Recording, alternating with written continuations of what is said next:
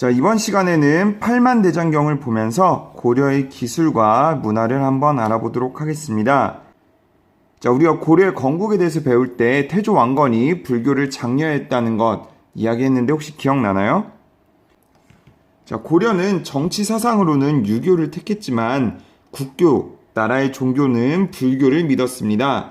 그래서 이러한 불교는 백성의 마음을 합치기에 이용되었고 왕건에 의해서 크게 번창했는데요.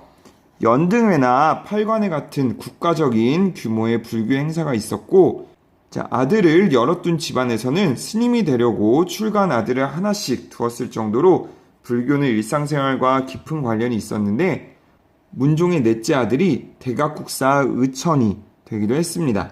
자, 그리고 승과라는 것이 있어서 인재를 뽑기 위한 과거 시험에서도 3년에 한 번씩 시험을 치러서 승려를 뽑았다고 합니다.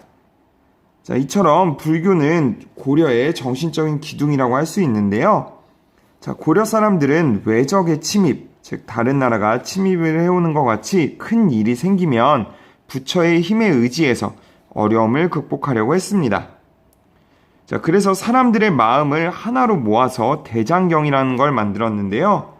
대장경은 불교의 경전을 모두 모아놓은 것으로 부처님의 가르침이나 불교의 계율, 이런 것들을 설명하고 해석해주는 이런 모든 것을 모아서 대장경이라고 합니다. 자, 고려는 몽골의 침입 이전에 이미 대장경을 만들었는데요. 자, 몽골의 침입 이전에 고려에 침입했던 나라 어디였죠? 네, 바로 거란이었죠. 자, 거란이 침입하고 나서 고려가 대장경을 만들었습니다. 자, 이때 만든 대장경은 처음 만든 대장경이라 해서 초조 대장경이라고도 부릅니다. 자, 그러나 몽골의 침입으로 초조 대장경이 불에 타 없어지자 부처의 힘으로 몽골의 침입을 이겨내자 하면서 대장경을 다시 만들었습니다. 자, 다시 만든 대장경이라고 해서 제조 대장경이라고 부르고요. 이를 팔만대장경이라고도 부릅니다. 자, 팔만대장경이라고 부르는 이유는 목판 81,258개의 판에다가 대장경을 새겼기 때문인데, 자, 이 팔만대장경을 만들 때는 초조대장경을 바탕으로 송나라와 거란에서 들여온 대장경과 비교하고 교정하면서 만들었습니다. 자, 이 사실에서 우리는 고려 불교 문화가 굉장히 높은 수준이었다는 걸 알 수 있는데요. 자, 왜냐하면 대장경은 불교에 관한 지식 수준이 매우 높아야지만 만들 수 있기 때문이죠. 자, 또한 사람들의 마음을 하나로 모으기 위해서 대장경을 만들었다는 것으로 보아 불교가 고려 사회에 굉장히 많은 영향력을 미쳤다는 것을 짐작할 수 있지요. 또 송나라와 거란에서 들여온 대장경과 비교했다는 것에서는 고려가 송나라, 거란과 교류했다는 것도 알 수 있습니다. 자, 지금 여러분이 보시는 것은 현재 강원도 평창 월정사에 보관되어 있는 팔만대장경으로 조선시대의 고종 2년에 해인사의 고려 대장경판으로 직접 인쇄한 것이라고 합니다.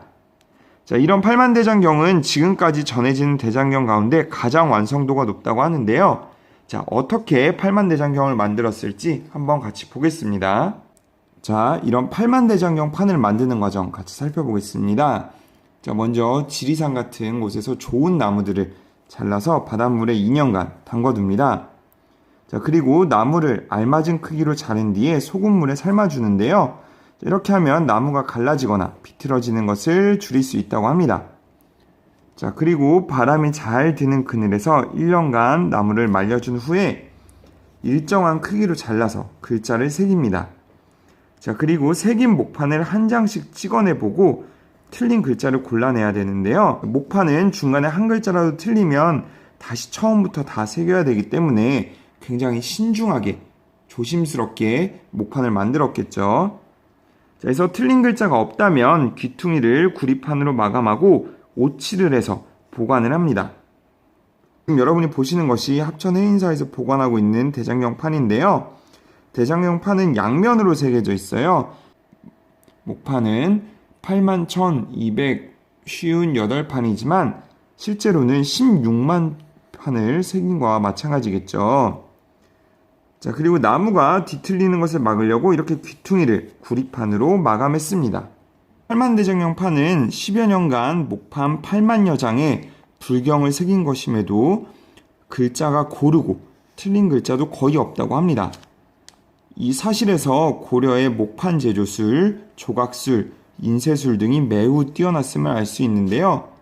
자, 사람들이 몽골군을 물리치고자 하는 간절한 마음을 담아서 부처님이 고려를 도와주기를 바라는 마음으로 만들었기 때문에 이렇게 글자도 고르고 틀린 글자도 거의 없는 것이 아닐까요? 자, 이 팔만대장경 판은 현재 유네스코 세계기록유산으로 등재되어 있으며 이를 보관하는 장경판전도 유네스코 세계유산으로 등재되어 있습니다. 합천 해인사의 장경판전은 조선시대에 건축되었는데요. 안쪽 바닥 속에 수치나 횟가루, 소금, 모래 등을 넣고 바람이 잘 통하도록 창을 내어서 습도를 조절할 수 있게 과학적으로 설계되었습니다. 이 덕분에 대장경판을 현재까지 잘 보존할 수 있었죠. 고려 사람들이 어떤 마음으로 팔만대장경을 만들었을지 여러분 한번 그 마음을 짐작해서 여기 적어 보시고요.